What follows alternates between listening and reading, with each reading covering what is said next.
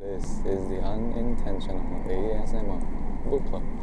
If you're new here, welcome. I'm now on a train to Hakodate. I'm like 45 minutes away. So, anyway, I'm glad you can join in. And actually, you're just in time for the bedtime stories. So, tonight's book will be called, but tonight's book is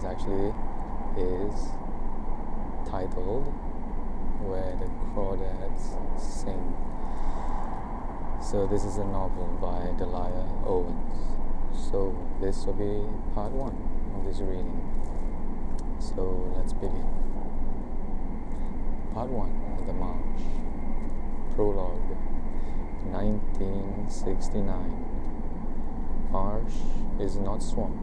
Marsh is a space of light where grass grows in water and water flows into the sky.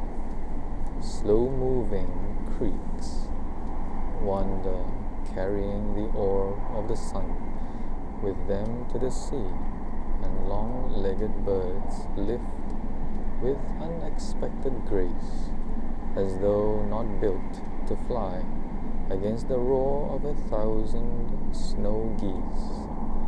Then, within the marsh, here and there, true swamp crawls into low-lying bogs, hidden in clammy forests.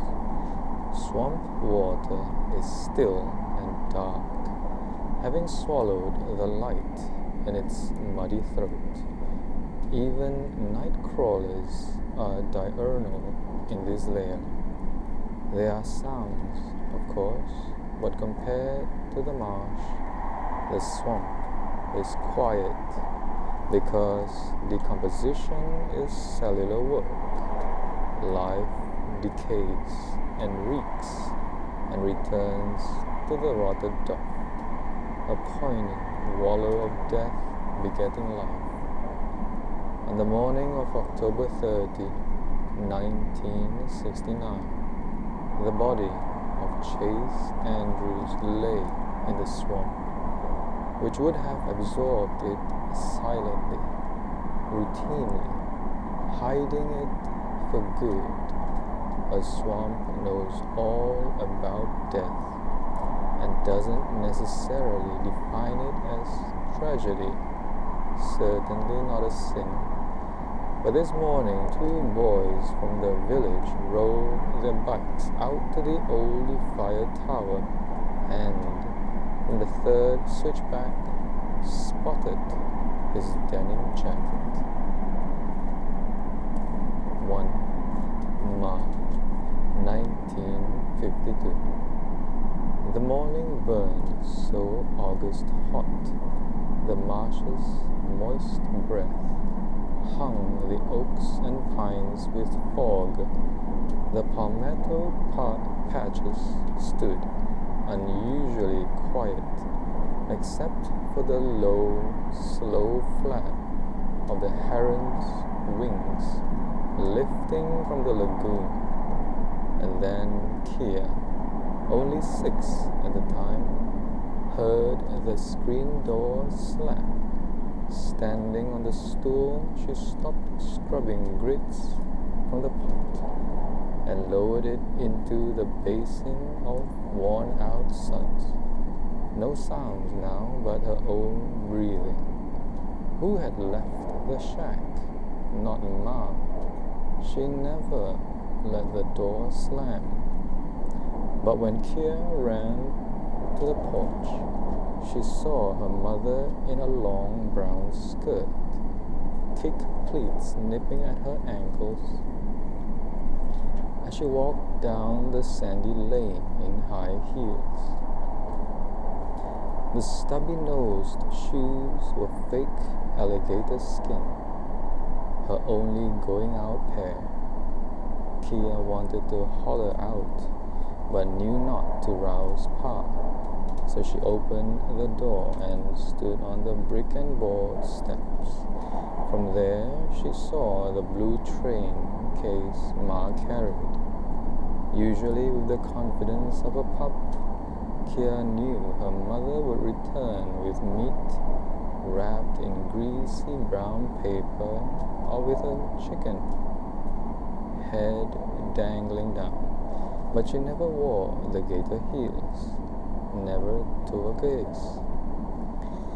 Ma always looked back where the foot lane met the road, one arm held high, white palm waving, as she turned onto the track, which wove through bog forests, cattail lagoons, and maybe, if the tide obliged, eventually into town. But today she walked on, unsteady in the ruts. A tall figure emerged now and then through the holes of the forest, until only swatches of white scarf flashed between the leaves. Kia sprinted to the spot she knew would bear the road. Surely Ma would wave from there. But she arrived only in time to glimpse the blue case, the color so wrong for the woods as it disappeared. A heaviness, thick as black cotton mud, pushed her chest as she returned to the steps to wait. Kia was the youngest of 5, the others much older, though later she couldn't recall their ages. They lived with Ma and Pa, squeezed together like penned rabbits in the rough-cut shack, its screened porch staring big-eyed from under the oaks. Jody, the brother closest to Kia, but still 7 years older, stepped from the house and stood behind her. He had her same dark eyes and black hair, had taught her bird songs, star names, how to steer the boat through sawgrass. Ma'll be back, he said. I don't know. She's wearing her gaiter shoes. Ma, don't leave her kids. It ain't in them. He told me that Fox left her babies. Yeah, but that vixen got her leg all tore up. She'd have starved to death if she'd tried to feed herself and her kids. She was better off to leave them, heal herself up, than whelp more when she could raise them good. Ma ain't starving. She'll be back. Jody wasn't nearly as sure as he sounded, but said it for Kia. Her throat tight, she whispered. But Ma's carrying that blue case like she's going somewhere big. Wow, alright, so that was that book. Very interesting book, and it flows very nicely, I think. Anyway, I hope you enjoyed reading that. I hope you enjoyed listening to my reading, and if you do, give it a like and share it with someone who you think would enjoy this kind of reading, or share it with everyone you know. Well, subscribe also if you haven't done so. So, I wish you have a great night, and I'll see you in the next video. Goodbye.